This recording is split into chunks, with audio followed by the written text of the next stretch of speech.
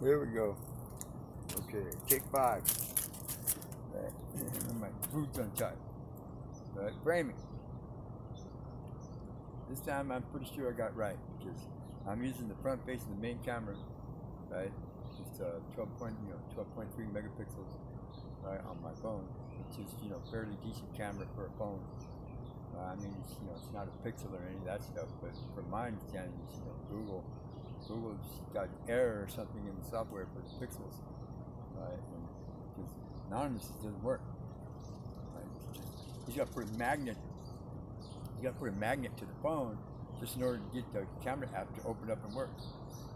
And then it's like you can take pictures or whatever, and it's messed up. And he's proven. I mean, he's proven because he broke it all down. He did the software, looked at it all, right? Inspected the code. He did a bug report. I mean, he did everything and proved that it's not. It's a bug in the firmware, right, for the Google Pixel phone. He's got a 2XL or 2LX or that's got the Pixel 2, something, a high end one, the flagship for that model, and it's a bug in the firmware, and he's proven it, and he sent it to him and everything else, and they just basically ignored it, right? But anyways, this morning, right? It's nice. It's Monday. It's Memorial Day. Actually, it's holiday. I didn't even know. I rode all the way down to work. I stopped to serve cake, got some donuts and soda and cup of coffee and stuff. I was expecting to go to work, right? And when I got there, the game was closed. Memorial Day. I didn't even know what holiday it was. I had asked the Google lady, the British lady I got on my phone, what holiday it was. Oh, coming to Segway Cup. Good morning. Yeah, that's an actual Phoenix police officer on Segway. All right. Well, I'm right here in the middle of downtown. I'm here at 2nd Street Taylor, right in the middle of the downtown ASU campus. It's deserted. I mean, like that police officer and a car that just drove by were the first two anythings I saw besides the birds and the squirrels. So I've been sitting here, and I've been sitting here now for at least a good 20 minutes trying to get this shot set up good. Get framed right, the lighting, right? In the background, the right backdrop. It's one of my favorite spots to sit because here there's a bunch of mosaic tiles and stuff laid in the ground. It's really cool. Right. So now you get it prepping, A&A, you got it. You understand the validity of making getting a good frame, a good shot, for the background. You understand? Right. You want the camera just far enough away. I mean, it's still like about a foot away from my hand. Right. I got the lighting, the lighting little bar set. I think it's like plus +0.4, right? To compensate because I'm sitting in the shadow, right? And the direct sunlight's right over there in the street, like about 30 feet away. Right? This whole area, all this rest of it from Taylor all the way up to Roosevelt, which is the whole block. This whole area is in shade. That's why I opened up the lighting, the lighting thing, right? To let in a little bit more light. Right? This is an important lesson, right? Because you guys tend to get the framing right. You know what I'm saying? But a lot of times, especially you prepping, a lot of times your lighting is off, right? Because you need to turn on more lights in your house, right? Or right, use the white balance thing, right? Adjustment on your camera, especially on the FB5, the Sim camera app, right? That one has a whole lot of different features and adjustments and settings that you can monkey around with until you can get the right set, and then you can mark it as a preset. So that way you can have a preset for indoors, you have a preset for outdoors, you have a preset for the porch, you have a preset for down at the store, right? You group around with it until you get it set just right where you want it, right? And then you set that preset. So then when you go to that place and you want to make a video there, you get a quick idea or something, you want to get a video there, you just hit the preset for where you're at. Bingo. And the lighting is already set. The audio is already set. And so you don't gotta mess with it. You just set it up, point, go. This is not rocket science. I mean, it's fairly simple, right? The only complexity involved here is whichever camera application you're using for your phone. And then now, the stock one, that stock Android camera application that comes with our phones, right, is relatively good, right? But it's limited in its features and its functionality and what it can do. I mean, it has the lighting, right? It has the white balance, it has the ISO settings. I think mine right now is set on auto, but normally for an outdoor setting like this, right, I usually either set it to like 400 or maybe 600, right, to even out the pixelation, right, to like get rid of some of the graininess. That's what the ISO does. The ISO is like it's for the lighting sensor on the camera, the camera sensor, right? It filters the amount of light and it gives the aperture the right f-stop, right, for video. I mean, I encourage you to monkey around with it, experiment. I mean, what else you got to do, right? I mean, learn learn to be better at your craft. You want to do this, you want to get better at it, you want to get good at it, you want to build your channel. Now obviously you're in it for the money. You want to make money off of this, which is a good thing. I mean, I make money. I don't make a lot, but I make enough money to where it keeps me going and it keeps me motivated, right, to do and to learn and to be better at what I do as I do, right?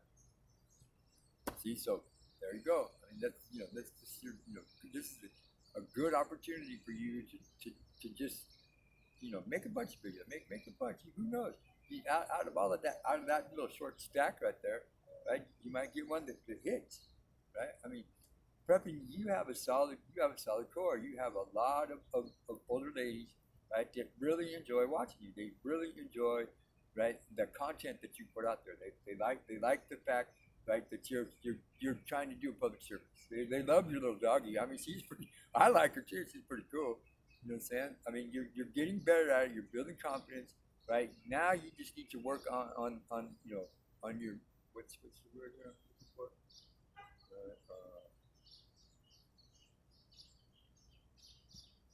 I lost it. I've been having a rough couple of days. In the last 3 days, I've crashed really good twice, really hard, and scuffed up my elbow, right, messed up my knee and my toe. My toe is purple, my big toe on my right foot. I don't know if I broke it or not, but it's pretty sore and it's purple. I made a video, crash video, and you'll see. Right? And this is like the next day, so it's even more purple, it's even more hurt. Right? Last night I crashed a good solid hard one, 24th Street. I was coming down 24th Street, or not 24th Street. I was coming down Washington, 24th Street, and I rode through. And the train platform was on my left, and the 24th Street was in front of me. I was coming up to the light, and right as I was coming up on the sidewalk, there's like a dark spot because there's no street light because the train platform's up there. All the lighting is on the train platform, so it's like an indirect lighting thing. And it was like a dark spot with a shadow set up. When I came up the curb, I hit the wheelchair ramp thing, the ADA, because they're all over here in the city, the little slope down thing. I hit it at the wrong angle, right, and the very edge of my right handlebar caught the little wall that was right there for the Chevron station that's right there, and boom, bang, threw me right to the ground, stuck me up good. It didn't hurt my bike much. I mean, I had just finished setting the front brakes on it, right? But it bent the arm just enough to where now the right brake pad drags against the wheel. So that's what I'm headed. I'm headed over now to a friend of mine's house to work on it a little bit, see if I can get it straightened back out. Right? The day before on Saturday when I crashed on Saturday, I made that video. Right?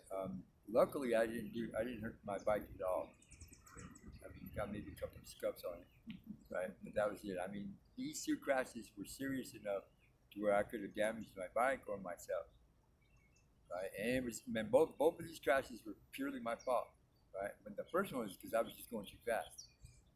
I was going too fast for what for the turns and stuff where I was supposed to be doing, and saying that cement little water thing, whatever it was, little control box that's buried in the ground, right? It's at an angle, like instead of being flat like most of them are, or even buried in at the level of the ground, this one was tilted like this, and it just caught the end of my pedal and just bang, boom, just slammed me to the ground.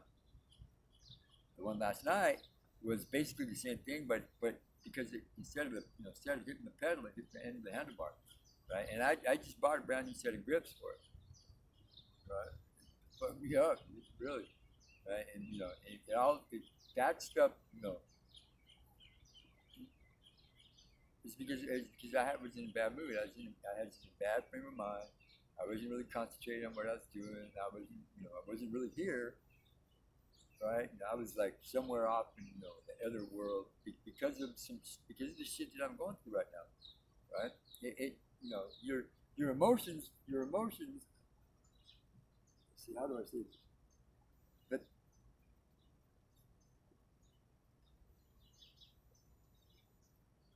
the law of attraction works this way, right?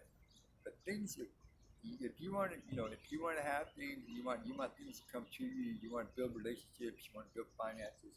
You want to build possessions. You want to build whatever, right? The law of attraction works by thinking positive.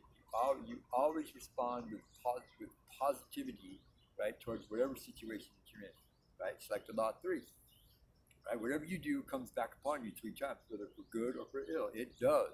This is real stuff. This is not, hocus pocus, like a lot of people think. It really does work this way because we are attached to Earth doesn't belong to us. We belong to it. So therefore, in turn, we belong to the greater universe, and the energy that it encompasses, right? We are an integral part of it. Just think of yourself as that little tiny gear that makes the whole place turn, the whole thing revolve, right? If you approach everything with a negative attitude, or you're always fucking pissed off, you're always bitching about stuff that has no direct bearing on your life at all, but you're mad about it because it does this or it does that or it does that or it does this or whatever, right? You're going to get that negativity back 3.3 fold. It's going to increase, and it's just going to get worse and worse and worse until the situation is so far out of control. There is no remedy for it. On the other side of that, if you approach everything with a positive attitude, with a positive outlook, it doesn't. This is the way I think about it. It doesn't matter what really happens, right? It's still a good thing because I'm still alive. I'm still breathing. I'm still happy. I'm still content with what I got, right? So therefore,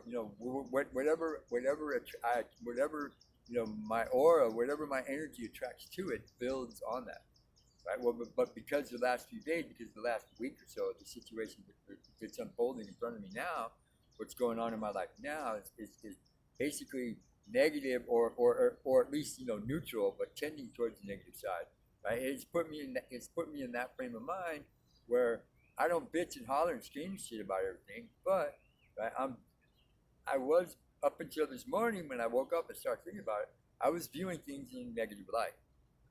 Like it's this just fuck. I'm stuck in here again. It's happening all over again. It always happens to me. What the fuck? Why? You know what I'm saying? I was concentrated. I was concerned with the wrong question. Right? This morning I was thinking. When I woke up, I was drinking my coffee. I was thinking about it, and I'm like, that's what I was doing. That's where I was going wrong, and that mental outlook had led directly to these two crashes, these two incidents. Right? I'm lucky in the simple fact that I didn't get hurt too bad, right? And my bike didn't get hurt, right? Because I need DBX. DBX is my partner in all of this. He takes me everywhere I need to go. He's dependable. He doesn't complain. He always runs. He always does good, right? He gets me there. I mean, it doesn't matter if it's 2 miles away or 30. See what I'm getting at? So I changed. I'm going through the process right now of changing the way I'm thinking about this whole situation and trying to find the positivity in it. Right? I mean, yes, granted, homelessness. There is nothing positive about being homeless. Right? Nothing at all. Right? But there are bright points. Right? That you yourself can create. Right? In that situation. Right here, and this is where I started out, and this is what I mean. Like 20 minutes into my morning ride, and then I look down and look what I found. I found a solid silver, right ring. It's been cut. But that's because it was probably stuck on somebody's finger and they couldn't get it off, right? And they cut it to get it off. Then they just threw it on the ground and left it there, right? And for somebody to come on and find it. And there's probably been, 10, 12, 15 people walk right by it, right? And I seen it glinting in the sunlight. I didn't know what it was, but I knew it was silver because, silver has that certain look. Right? Wrote up on it. Look at that. I can fix this. I can sell this for 20, 25 bucks. See, that. You see the immediate effect of the change in mindset. And when I got to work, I discovered that today's a holiday. I didn't know it was a holiday, right? I don't got to work, but I'm still getting paid because the company I work for gives us holiday pay, right? You see that simple little turnaround, that simple little turn the switch on, flick. I'm not going to be negative anymore. From this point forward, I'm going to find the positivity in whatever situation I'm in, and I'm going to move forward with it, and I'm not going to look back, right? What happened, happened. I can't change it, right? Even if I wanted to, I can't go back in time and change anything,